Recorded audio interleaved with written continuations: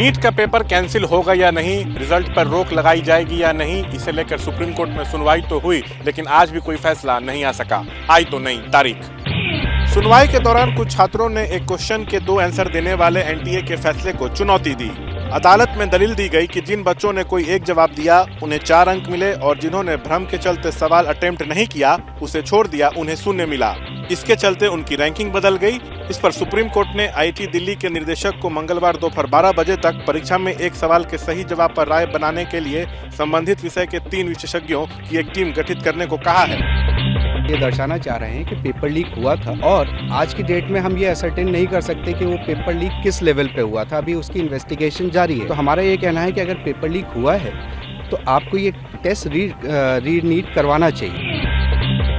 इससे पहले supreme court की कुछ टिप्पणियां टॉकिंग पॉइंट बनी रही। कोर्ट ने कहा पेपर 4 मई से पहले लीक हुए होंगे। याचिकाकर्ता ने फिर कहा कि नीट पेपर लीक का दायरा बड़ा है, इसे सीमित करने की कोशिश हो रही है। नीट री एग्जाम को लेकर सुप्रीम कोर्ट में 40 पिटीशन पर सुनवाई हो रही है। और अगर एक स्टूडेंट ने भी लीकेज किया है और वाइड स्प्रेड है तो उसका इम्पैक्ट पूरे देश पर है।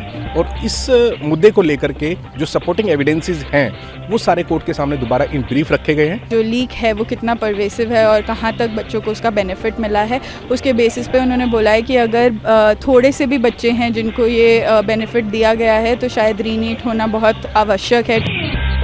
इससे पहले अदालत ने एनटीए को आदेश दिया था कि सभी कैंडिडेट्स के रिजल्ट सेंटर वाइज और सिटी वाइज जारी किए जाएं। ऐसा कर भी दिया गया। नई डिटेल्स चौंकाने वाली थीं। जिन सेंटर्स पर पेपर लीक और अनियमितता की बात सामने आई थी वहां स्टूडेंट्स का प्रदर्शन अच्छा नहीं था। वहीं दूसरी तरफ एक ही सेंटर से 70% छात्र क्वालिफाई कर गए, जबकि एक केस ऐसा था जिसमें एक कैंडिडेट को 180 मार्क्स मिले।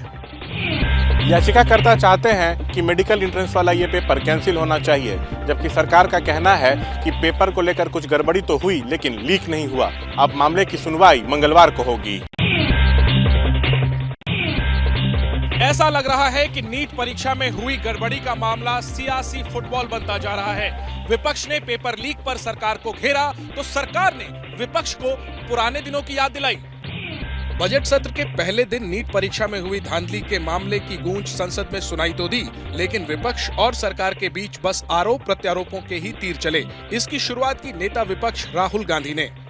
The Indian examination system is a fraud. Millions of people believe if you're rich and if you have money, you can buy the Indian examination system. As this is a systemic issue, what exactly are you doing to fix this issue at a systemic level? Yes. 2010 में 3 bill आया था साहब शिक्षा सुधार के लिए। उन्हीं की पार्टी के नेता आदरणीय कपिल सिब्बल साहब 3 बिल लाए थे।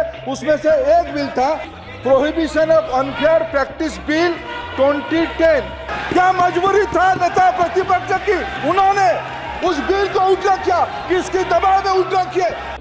राहुल ने नीट पर विपक्ष की लाइन लेंथ ऐसे सेट की कि अखिलेश यादव भी फॉर्म में दिखे। अखिलेश यादव ने भी सरकार पर व्यंग बाण छोड़े। ये सरकार किसी और का रिकॉर्ड बनाए न बनाए, लेकिन पेपर लीक का रिकॉर्ड जरूर ये सरकार बनाएगी। अध्यक्ष महोदय, मेरे आपके माध्यम से एक ही निवेदन है कि बिना ये मंत्री जी रहेंगे तो न्याय नहीं मिलेगा बच्चों को।